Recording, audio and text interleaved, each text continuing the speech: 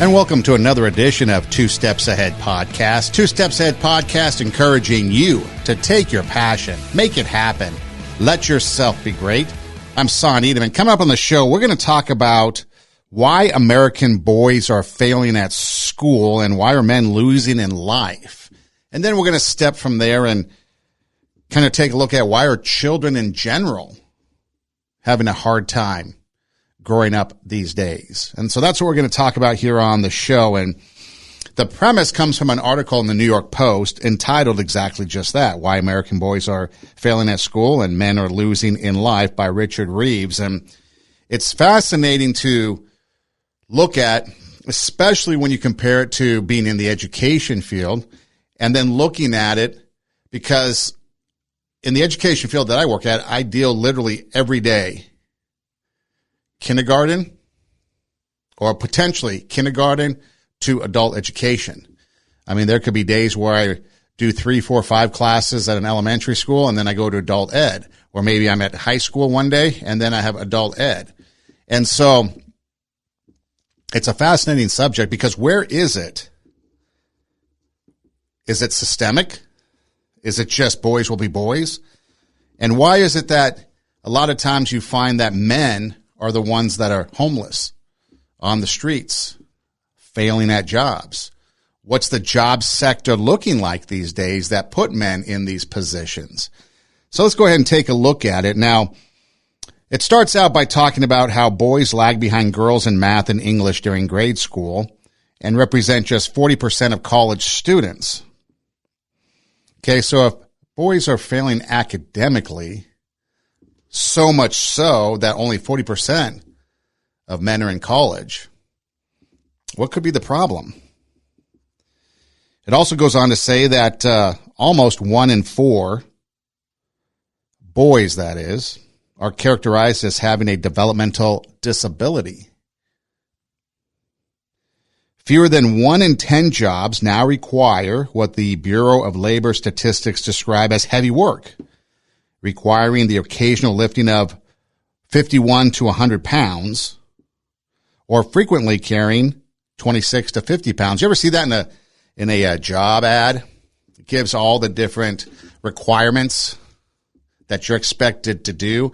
And then it might say occasionally lift or be able to lift 25 to 50 pounds.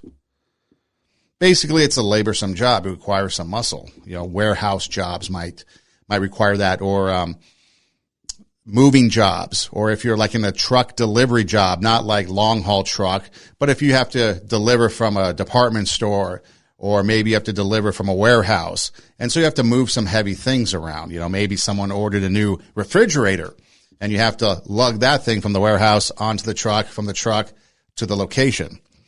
We're not talking about Amazon where you just drop off, or FedEx, or UPS where you're just dropping off Amazon packages. We're talking about heavy moving. Sometimes that's required. Other things that might be required if you're dealing with manual labor could be like forklift driver. I mean, do you have the skills to do that, or do you have to learn that? A lot of forklift drivers make a lot of money. And it talks about that even before COVID, the economy, even in that economy, which was pretty healthy, it mentions 9 million men of prime working age not employed. And it goes on to describe how men with just a high school education, 1 in 3 are not working. So that high school education just really isn't cutting it anymore these days. And so why is it that education is failing men? The article goes on to say that nearly 1/4 of all boys, like I mentioned, are categorized as having developmental disability and have to repeat grades. And so what could be the cause of this? Well, one of the things that comes to mind is when you look at the education system from kindergarten, well, through 6th grade primarily, you don't see a lot of men. In fact, that's what it comes down to. If you really want to know what the answer is, it's a lack of men in the lives of young boys, raising them up to be men. And the men that we have out there are becoming feminized by the world and by society. And so therefore men are not becoming men and boys are not becoming men. And we'll get into all that. Goes on to say that a national recruitment drive for male teachers could be the answer. Boys doing better in school with more men at the front of the classroom, especially in subjects like English. And I have a master's in English. I teach English at the college level. And like I said, I've also dealt with kids in kindergarten. And when you take a look at this idea of getting men into the classroom at younger ages, there might be something to it. Now, women do a great job, but there's this stigma in society where men have certain male jobs. And through the history of, I think we're celebrating Title IX now, right? 50 years of Title IX. But there's always been this emphasis on women breaking the glass ceiling, women getting equal wages, women getting into colleges, STEM courses, doing the male related or male dominated jobs, right? And so while doing that, and while that's a good idea because we do want equality, but what happens to the men that are being pushed out? Okay. There's no jobs for them to go to. If they're getting pushed out of corporate America, if they're getting pushed out of some of those jobs that were male driven, and now women are taking them, where do the men go? It's almost like we have to recycle them back into some of these other jobs, such as teaching, and some other jobs such as maybe healthcare. I mean, because you're not a doctor, is a nurse really that bad? Because you're not a pharmacist, but a pharmacist technician. I mean, I think that would be a respectable and good job to go to work at a pharmacy and be the person that dispenses the pills, make sure everybody has the right pills, fulfill prescriptions. And there's a lot of programs that you can go and get maybe some short 3-4 month certifications that will allow you to do that. Quick turnaround. You're starting to see a lot more women drive over the road trucking. They get their CDL license, and so they're over the road truck driving, right? And so why not recycle some of those jobs for men? Some of the jobs that might be considered too feminine or too much of a woman's job. We got to get rid of that stigma, so you have a drive to get more male teachers, especially in the younger classes. You see it a lot more in high school, obviously, and you see it in college as well. But college, I think, is a different subject because you're dealing with a different dynamic by then. It says men account for a shrinking share of teaching in the teaching profession, teachers.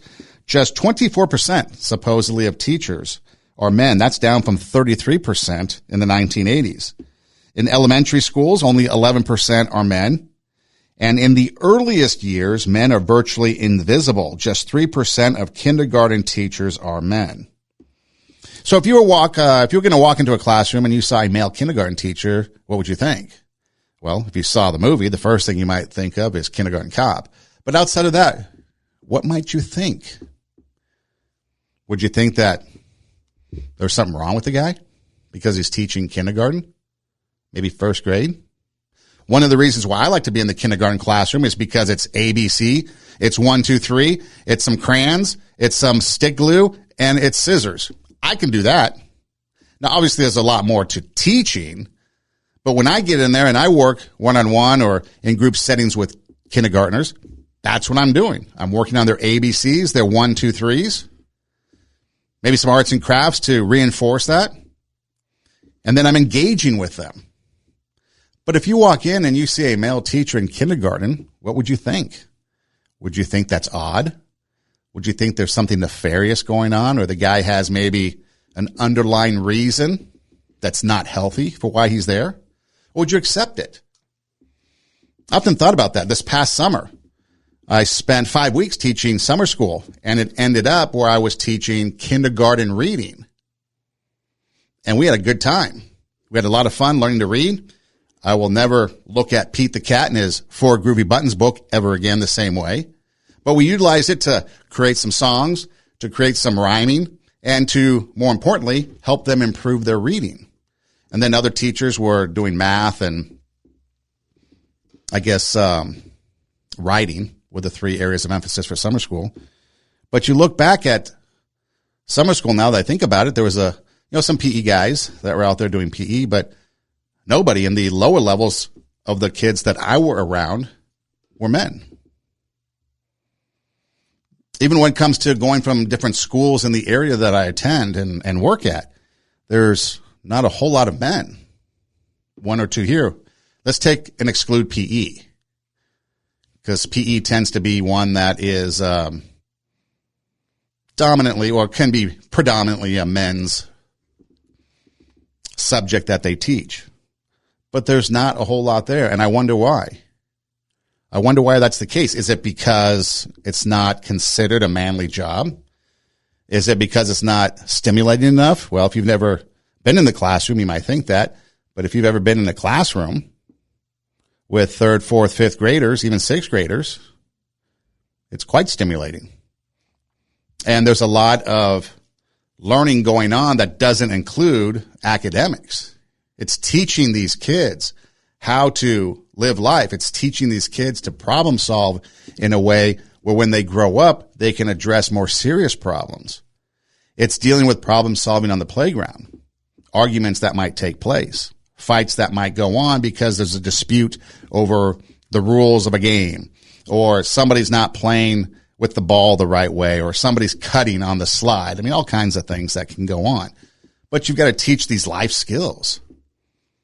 And so if we were to introduce men into this area, especially men that might be able to take a look at some of these kids, some of these boys that are a little bit more active than others, or just the mindset of building and destroying. I mean, you can give a little kid some building blocks. What's he going to do? He's going to build them up. He's going to come knock them down.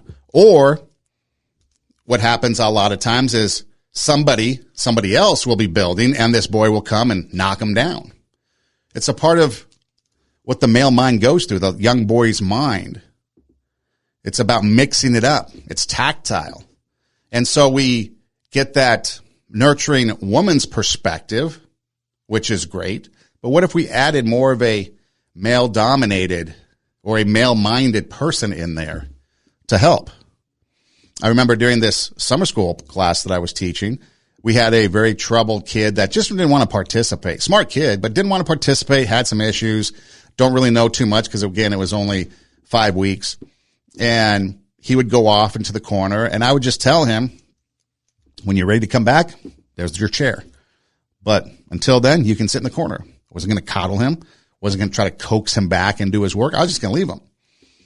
Now, others might try to coax him and bring him back, try to solve the problem, try to, do something to get him. I'm just like, no, when you're ready, come back. And eventually he would. And some other teacher made the comment that maybe that's an example that she could use with problematic kids in her class. Try not to coax them, but just let them go sit in the corner, give them space, and just go about your business. Eventually they do come back. So instead of having that fight, now there's other times you need them to do something because it's a disciplinary thing, and you need them to comply right away. So you have to attend to that. But again, when you're picking your battles, is it really important if he misses out? Well, yes, but are you going to disrupt the rest of the class to try to get that kid back into the fold, so to speak? Probably not. So again, if we only have 11% of teachers are male at the elementary school level, 3% in kindergarten, why is that? Because it's a hard job. Any teacher will tell you that. There's a lot of work that goes into it. You're probably considered underpaid for all the stuff that you have to do. Think about those parent-teacher conferences, those progress reports, other type of reports, behavior issues that you have to deal with. Maybe some of the fun stuff like after-school activities if you sponsor a club or something. Maybe school nights if you have like a fun night at a skate land or something, and you have all this other stuff going on. And then you're bringing your own money into it for certain things, maybe to reward kids. And so maybe you bring candy into the classroom, or you do other things of your own resources. And so, yeah, you're probably thinking it's underpaid, but it's challenging, tries your patience, creativity. The more creative you are, the better chance you might have. And like I said, patience. And so why is it that we don't have men coming in? Why aren't we recruiting them? We were pushing and having this national push to get women out of the house in the 50s, right? They're no longer the housewife. Into the 60s, there's this whole revolution. And then in the 70s, 80s, you're trying to push them to break that glass ceiling. And so we always focus on that. But then what are we going to do with these guys? How are we going to bring them back in? And then you've got guys, obviously, that go off to the military, women too, but to the military. And then a lot of them come back and they're homeless veterans suffering from PTSD because they're out in combat. I don't think we quite see that from women because I don't think women are in combat to the extent that men have been over the years, over the wars that we've been enduring. You might start to see that now as we get women in combat. You might get this PTSD and these other coming back from the war syndromes that might affect how women respond in normal everyday life. But we see it in men a lot. And so why is that? Why is the home life such a wreck? And the answer really comes down to it's the lack of the father figure. It's the lack of the male figure. It's the lack of the positive role model. It's the lack of the mentor in the lives of these kids that can give them a good, positive idea of what it's like to be a man and to approach the world from a manly perspective. That includes respect. That includes courtesy. That includes kindness.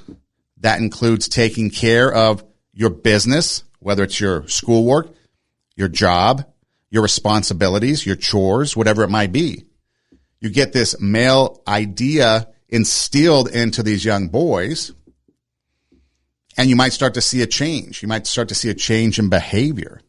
You might start to see a difference of the statistics that we're talking about. More guys going off to college. Maybe more guys getting involved in what was considered women's roles.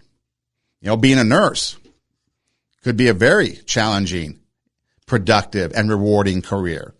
And you're starting to see more and more male nurses, but there tends to be the stigma still, I think, that a male nurse should be a doctor or should be something else. But why?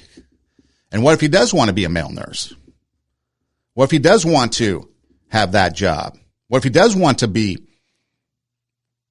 the administrative assistant, but in the old days, the secretary? What if he does want to be that waiter, bartender, waits tables? I think it's okay. And we got to break down those stereotypes, those societal norms. Again, it goes back to that box idea that I bring up every once in a while on the show. You know, you put a box on a whiteboard in the classroom and you put a box on it. That's where society wants you to live, inside that box. You have societal norms that you have to abide by. You have society's way of life, society's group think. Society dictates the social norms, and we get that influence now more so from social media. But what happens to the rest of the whiteboard that's outside the box? It's empty. Well, why is that? Why can't we erase that box? And now we have this full canvas of life that we can use to paint whatever masterpiece we want. Jobs, careers, career path, educational path. A lot of people think you have to go to college. Well, maybe in this day and age, you don't have to go to college because there's other ways that you can achieve an education. Maybe trade school might be the way to go. They're starting to find out that more and more of the trades are starting to become a way to go. Instead of going to school and getting a 4-year degree at a liberal arts college, and now you have this college debt that we debate whether or not we should forgive. But instead you go and learn a trade. Now you can take that trade with you no matter where you go. So the college I teach at, they offer some free trade type classes. Okay. Like your CDL. I think you can get a CDL in 6 weeks or really short period of time. I think there's like an HVAC.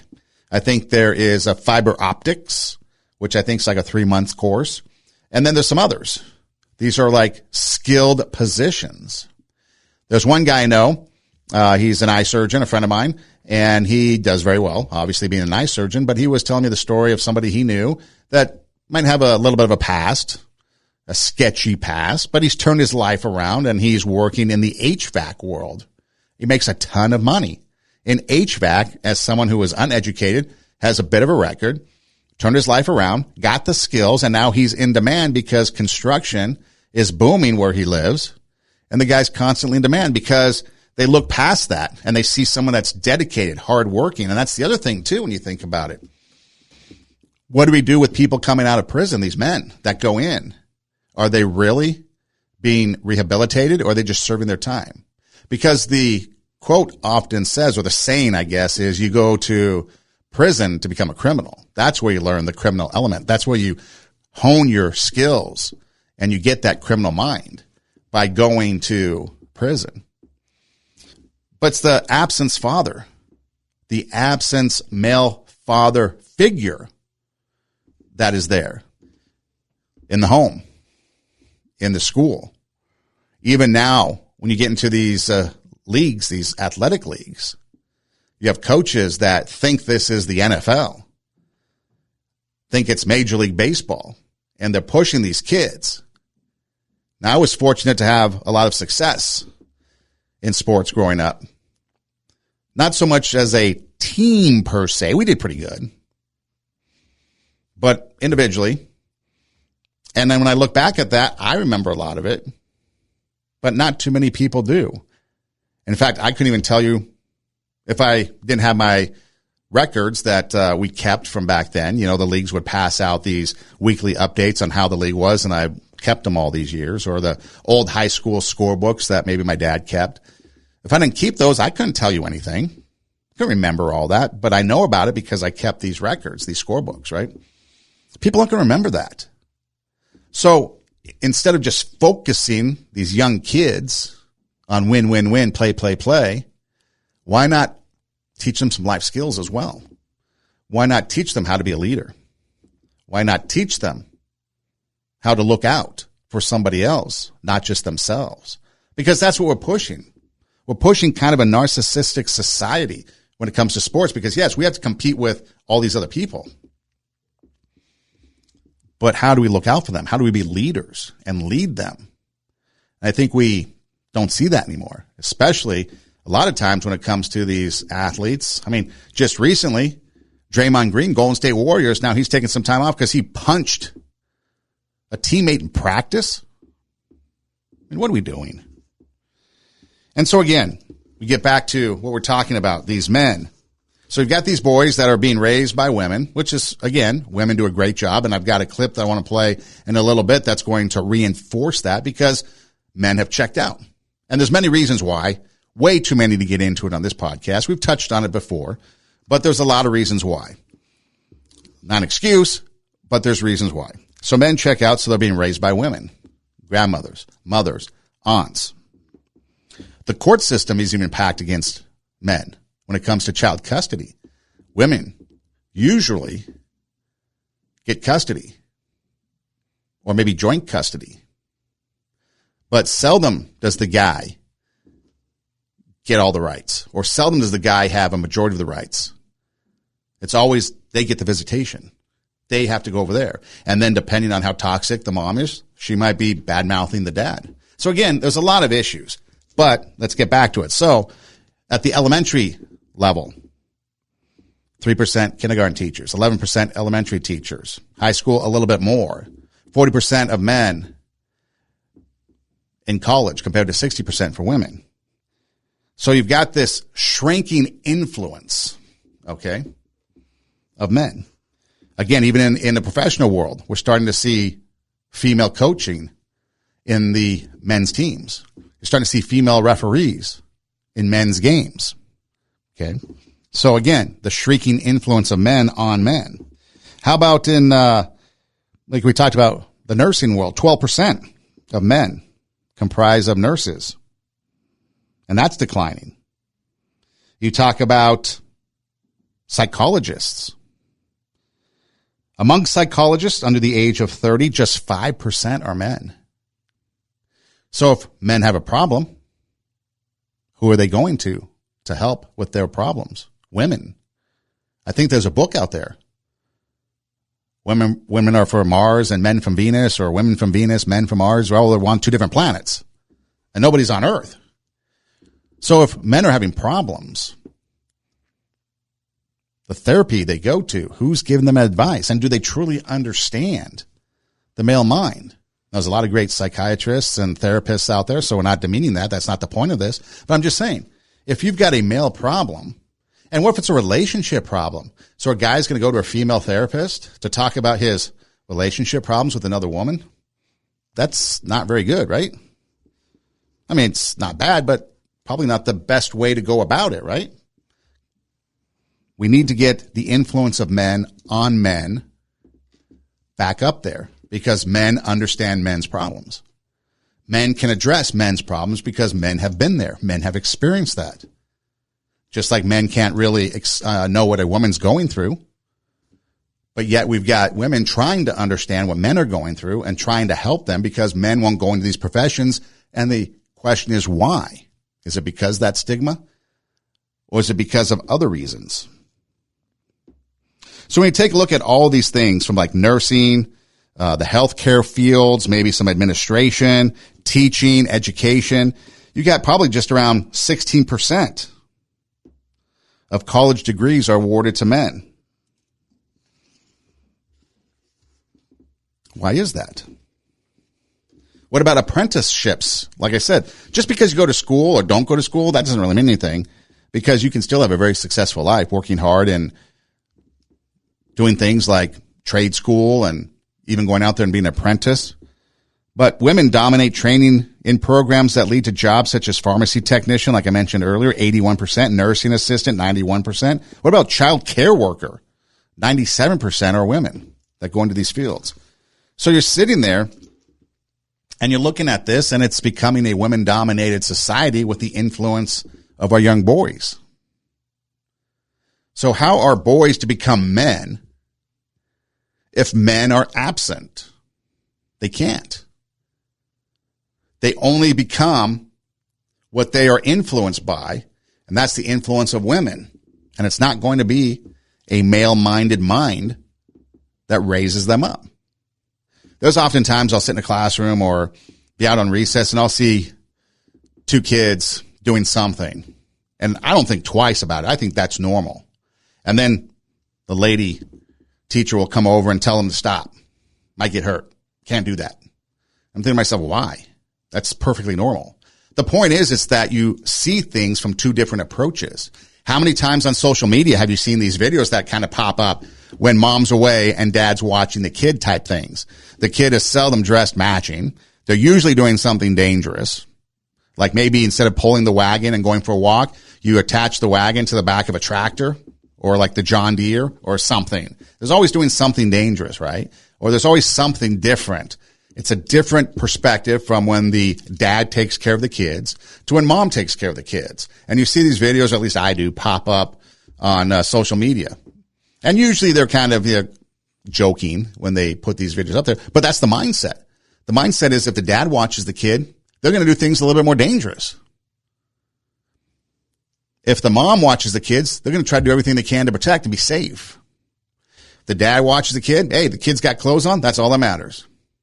Mom watches the kids, matching bow, matching socks. Clothes are all color coordinated. Different mindset. Dad takes the kid out on the town. Might be one thing where they go. Maybe it's Chuck E. Cheese and all those germs and cooties. Be damned. We're just going to go to Chuck E. Cheese, play some skee ball, get some of those, if they still give them out now, those tickets that you can go get prizes. Do something like that. You're going down a water park slide. It's going to be a little different. So again, the mindsets of the two opposite sexes are different. And so when you lack that male influence in these young boys, there's a reason why. According to the Brookings Institute in 2018, a study of 37 states had this. About 88% of girls graduated on time compared to 82% of boys. 6% gap. You might think that's not too bad, but it's a 6% gap. Over 45,000 fewer boys in the U.S. than girls would have graduated in high school in 2017 and 2018. So you look at that 6% of just the 37 state study, and you have 45,000 fewer boys graduating high school. Now where do they go from there? They don't have a high school education. And then what about foster care? So maybe they do then end up in a foster care situation. 23,000 young adults age out of foster care each year. Where do they go? Where do these young men go? Because oftentimes women have a better opportunity to get accepted somewhere because they're deemed less a threat. You're walking down the street. You see someone coming. You cross the street. What are the chances that it's a guy? And even more so, a black guy. Do you cross the street when you see another woman coming your way? Probably not. Do you cross the street if it's another black woman coming your way? Probably not. But if it's a guy, if it's a black guy, you're crossing that street. That's because that's the type of society that we've grown up in our thought process. These guys are dangerous people, and we don't even know them. We know nothing about them. They could be the nicest person, but yet we deem them a threat because of who they are. In 1972, men were 13 percentage points more likely than women to get a bachelor's degree. Then Title IX passed to help women, which is a good thing. Now women are 15 percentage points more likely than men to get a bachelor's degree. So what happened in the 50 years of Title IX that we have a swing, a pendulum swing of 28%? It's because men's forgotten. Men are forgotten. Gender inequality in higher education is wider today than it was 50 years ago. But it's the other way around. So yeah, Title IX was good. It brought women into equality. But in the meantime, we forgot about men. We forgot about young boys. We've left them behind in this effort to push forward. And now we're starting to see men struggle. Almost a quarter of U.S. children under the age of 18 live with one parent. Almost 25% of children under the age of 18 live with one parent. Let that sink in. And that is with no other adult. No grandma, no aunt, no nothing. Just the kids and the one parent. And I bet if you delved into that, it would be the mom. In comparison, 3% of children in China, only 3% live with one parent, no other adult. 4% in Nigeria, 5% in India live in single-parent households. U.S. children are more likely than children elsewhere to live in a single-parent household. They're much less likely to live in expanded families. So in the U.S., 8% of children live with relatives, such as an aunt or a grandparent, compared to 38% of children globally. So kids in general have a hard time making it in this world, let alone trying to get ahead in life with adult supervision or adults overseeing you. I mean, you talk about 25% have just a single parent household, nobody else. And then you're looking at, what did I say? 8% maybe has a parent, one parent with another adult of some sort. And who knows how healthy that relationship is. It's completely different. I want to play something for you here that a guy just telling a story about what it's like to be without a father. I lost my dad at the age of 10. My mother was left to raise 3 wild teenage boys. Being without a dad left me in grief, anger, and resentment. By the age of 16, I had become openly rebellious and turned to drugs. I hated school, authority figures, the people around me, and mostly I hated myself. I'm proof that good kids without a dad can turn bad.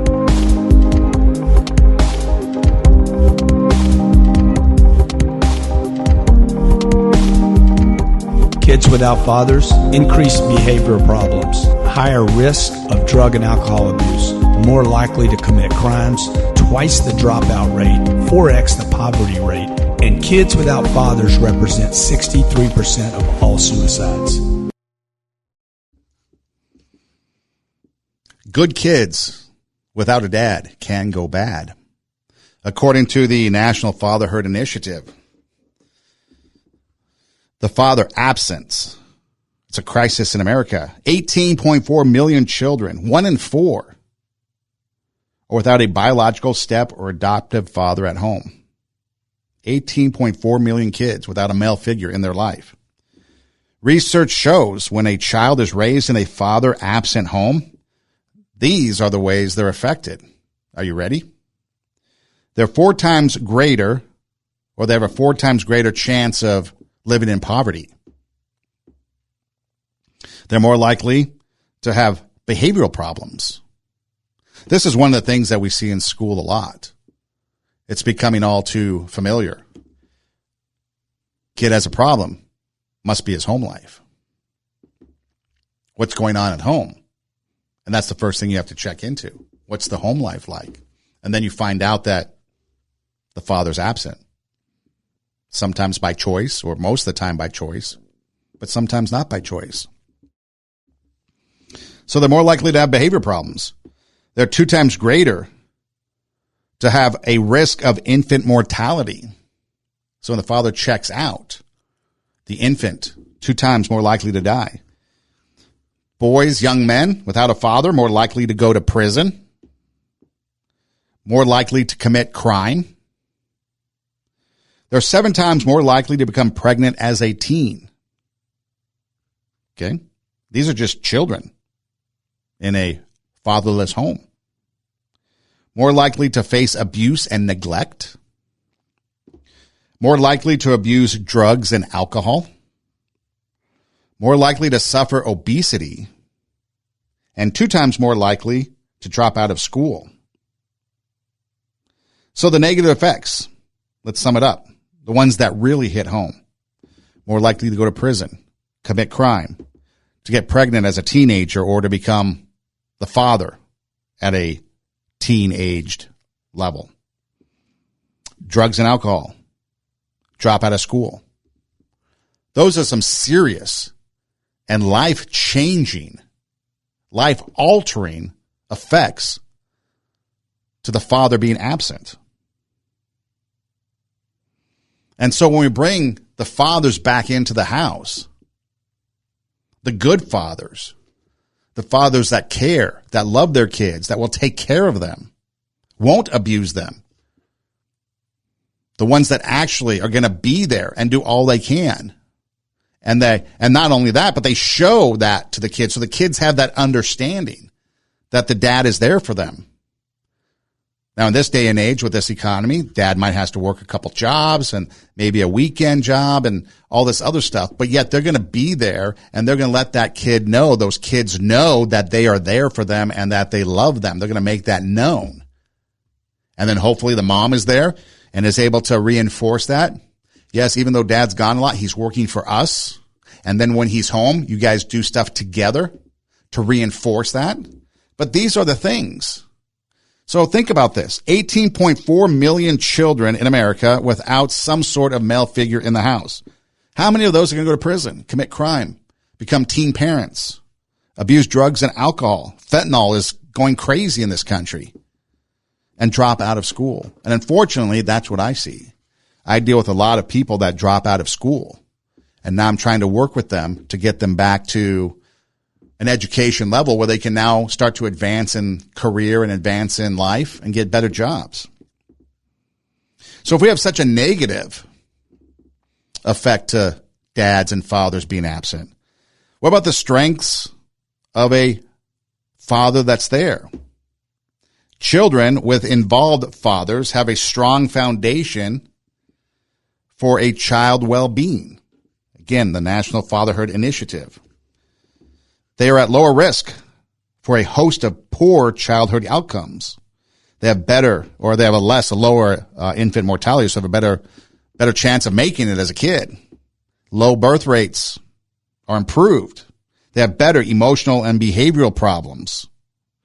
They lack that neglect and abuse that they might get from others. They're not so prone to injury or being obese.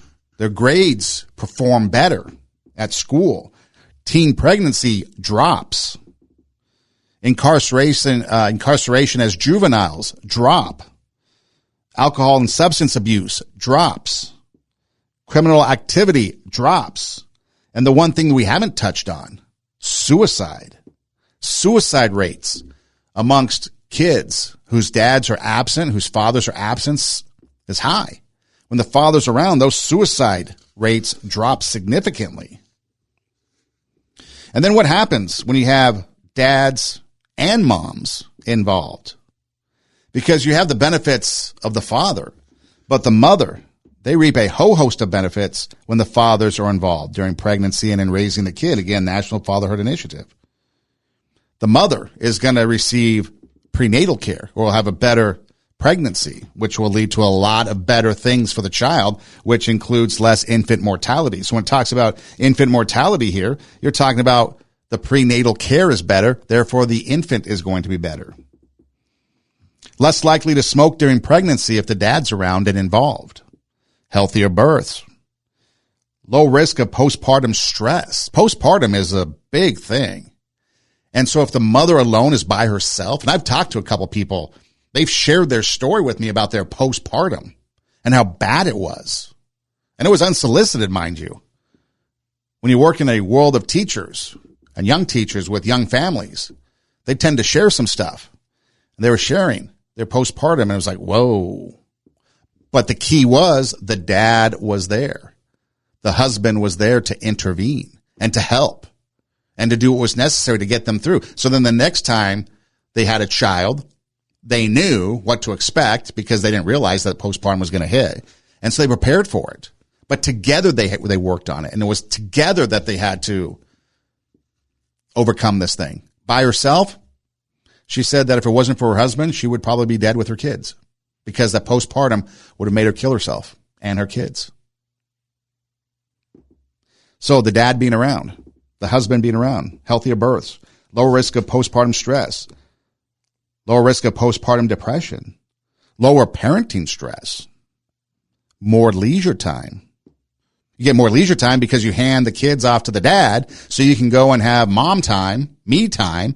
And that's when the dad takes them out and puts them in a wagon behind the John Deere tractor and drives them around the lot or dresses them up in whatever non-matching clothes and takes them out for like ice cream for dinner, feeds them Lucky Charms for dinner and does all that stuff.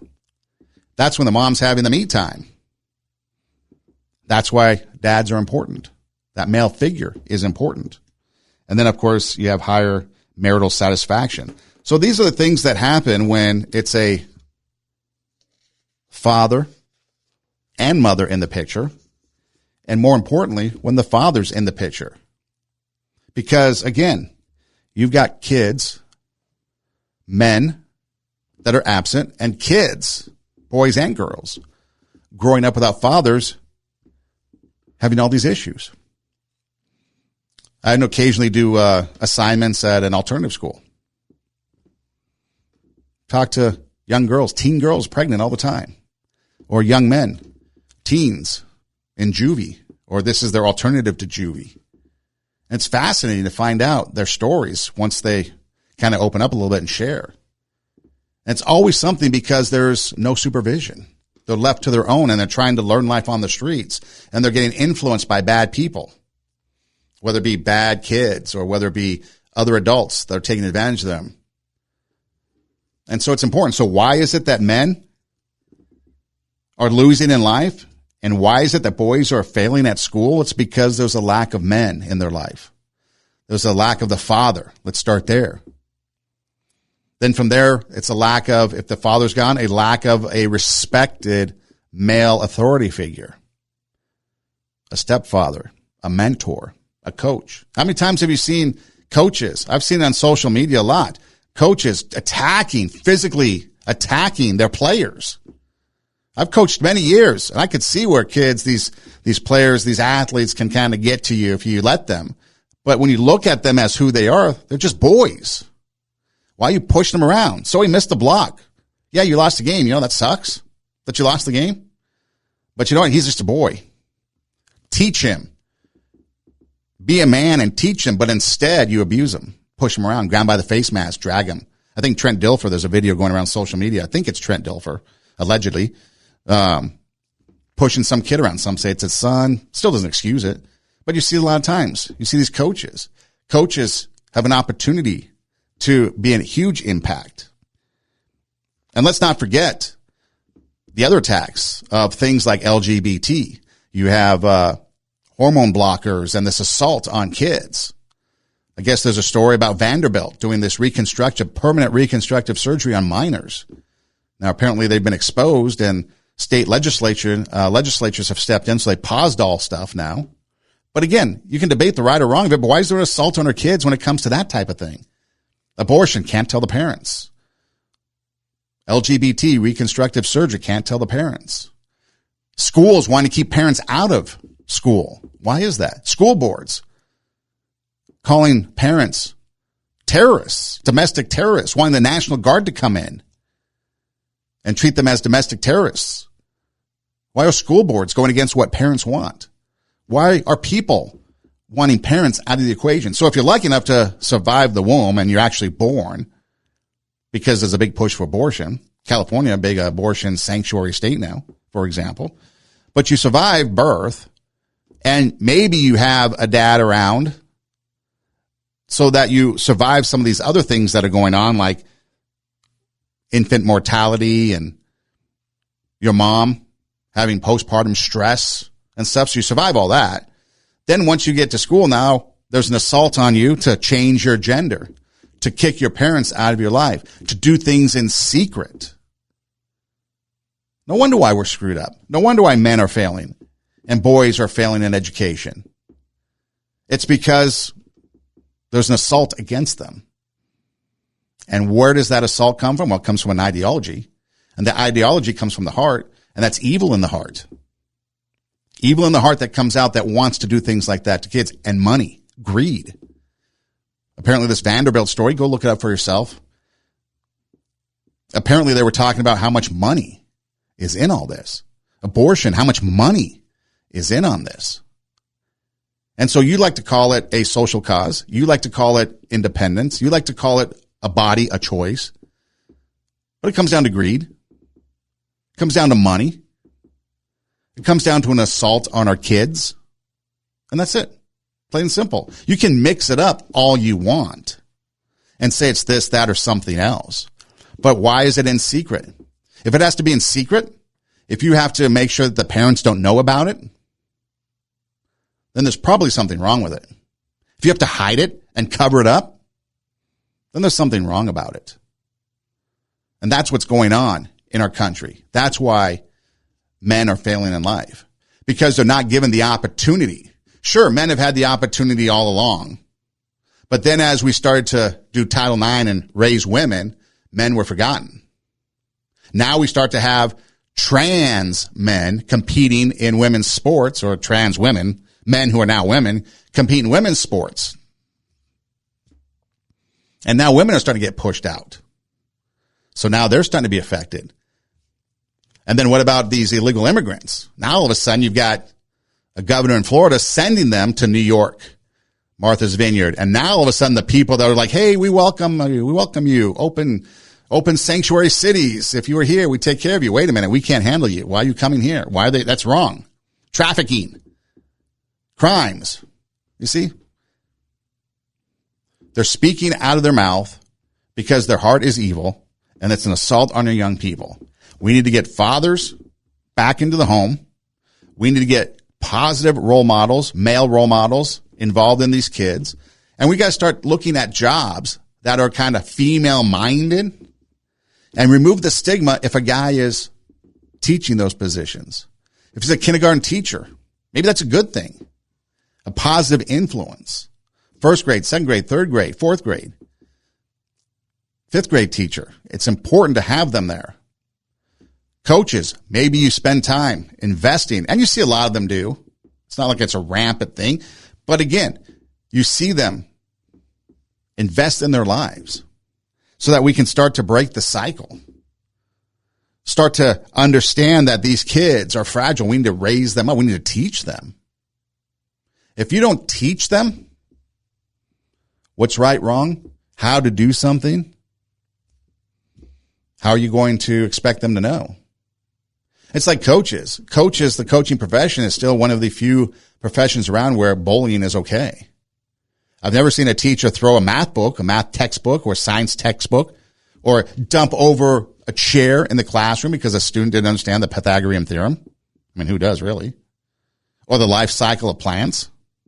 No, they sit down and they teach them. They tutor them. We need to take that same approach when it comes to raising up our kids, showing young boys what it's like to actually be responsible young men, how they should treat others, how they should treat their teachers, how they should act, how they should take responsibility.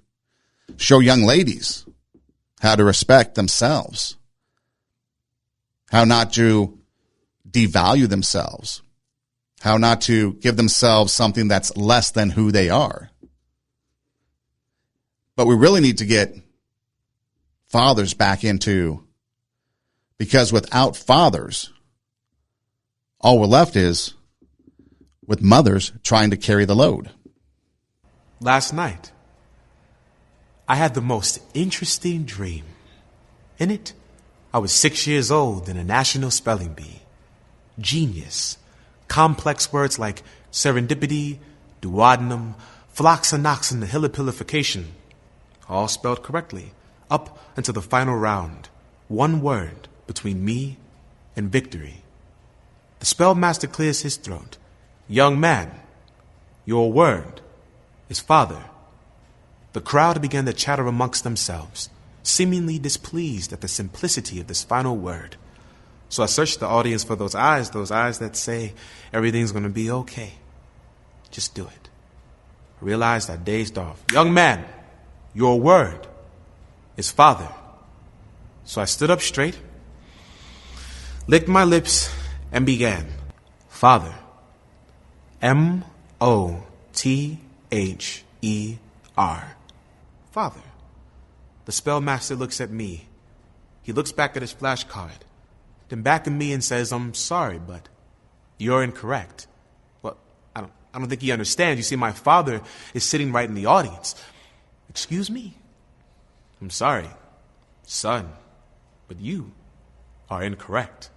Well, then you, sir, can save your sorry apologies, because you must mean incorrect as within the box of being right. Let me explain something to you, because obviously you ain't grow up where papas are rolling stones down the hills of women's backsides, and when he is gone, all he's left us is alone, where minstrel men stroll around on bikes, and fathers balance their menstrual, 2 jobs, 2 kids, and a life on a unicycle, and it looks something like this: breastfeeding with one arm, phone on the shoulder, cooking with one arm, cleaning with one leg, tying sneakers with their teeth. Young fathers who make mistakes, because we are not all perfect, but the one mistake they never make is abandoning their seeds. You see, fathers are master gardeners. They tend to every leaf, removing the weeds, placing us in the windows of opportunity so that we can lean towards the sun and never forget that the sky is the limit, planting kisses on our cheeks, hugs on our backs, growing their love on us the best way they know how. Like my father walked a daily nightmare so that I can live my dreams. My father watered me with blood, sweat, and tears in hopes that I'd be ripe for the harvest. And I hope that one day I'll be as great of a father as she was for me. You did not ask me to spell deadbeat, sir. But if you'd like deadbeat, here it is. F-A-T-H-E-R-D-A-D-D-Y-P-O-P-P-O-P-S. If you like the slang. You asked me to spell father. And where I am from, in my life, father is, always has been, and always will be spelled M-O-T-H-E-R. So open your encyclopedias. Show me your flashcards. Open your dictionaries. Because what Webster says means nothing around here. Around here. My father's sitting right there. And I love her. Fathers, time to step up. Time to man up. Time to take back your responsibility and act accordingly. Whatever you have to do to figure it out. Whatever you have to do to rectify the situation. It's time for you to get back into your kids' life. Time to reconcile with them. Ask them to forgive you if you've left them, if you've done something to cause that rift. Because a child, no matter how old, but a child, it's not their responsibility. You're the parent. You're the one that needs to take the responsibility for that reconciliation. to fix it, because no matter how old your child is, they always want you in their life. Even if they're an adult child, they want you in their life. And so it's about time you get back into it and do your responsibility. There is no more excuses. There is no more excuses like it's been too long, or I don't know what I should say or do. I don't know the steps to take. Well, so you got to find it out. Talk to somebody. Figure it out. Excuses are done. The time for excuse is over. You need to figure out a solution and go after it and resolve those issues. And for the parents, the fathers that are out there that are doing it right, congratulations. Be encouraged. Keep doing it because you're doing the right thing. Because of what you're doing, the kids that are yours, whether it be a step situation, whether it be a biological situation, adoptive situation, a foster situation, as the father, you are having a huge impact. And just by being in their lives, some of the things that we've talked about, the drug abuse, the pregnancy, the suicide, the rates are dropping the longer you invest in their lives. The respect that they're going to gain and the respect that they're going to show others. What you are doing, in essence, is you are trying to bring out that inner greatness in both you and them. You're inspiring them to be a better person, especially if it's a young boy. You're raising them up, raising that standard to show them what it's like to be a true man, inspiring them and motivating them to achieve that. The road might not be easy. In fact, it could be quite difficult, but you can do it. So keep doing it. Don't let society, don't let the world tear you down and say what you're doing is wrong. Don't let labels interfere with what you're doing. If you're a mentor, be a role model, whatever it might be. If you are a man and you want to impact the life of somebody, maybe you should go out and look for a young man that is or has an absent father or parents aren't around, and you can have a positive impact, help them out. Because again, when it comes back to all the things we talk about is trying to raise the standard, inspire and motivate others to bring out their inner greatness so that they can achieve things, live the life that they want to live instead of living the life they have to live. And then hopefully they repeat the process, and you can do that.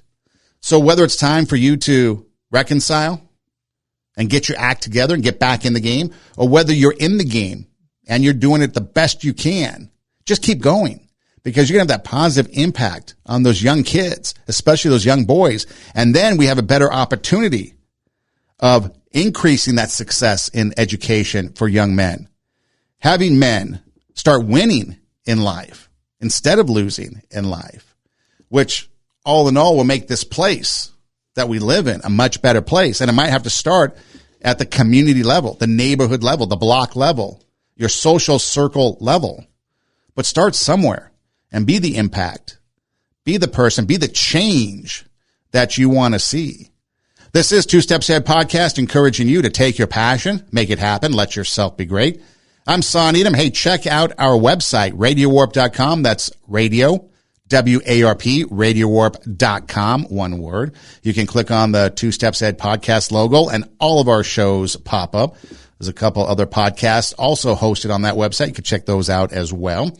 You can go to our Instagram page, TWO, Two Steps Ahead Podcast, and you can see some show clips there and some other things. You can click on the Linktree bio in the bio section, and it brings up all kinds of places to check out.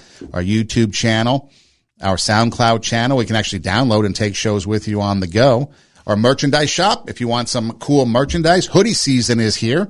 Got some pretty cool hoodies on there that you might want to sport and represent. And then also you can email the show at twostepsaheadpodcast@gmail.com. That's TWO, twostepsaheadpodcast@gmail.com. And listen to the show anywhere you listen to podcasts, or you can just do a Google search or an internet search of TWO, Two Steps Ahead Podcast, and we pop up. Hey, take your passion, make it happen, let yourself be great. I'm Son Edom. This is Two Steps Ahead Podcast, encouraging you to take your passion, make it happen, let yourself be great. Until next time, thanks for listening. Do tell a friend. God bless.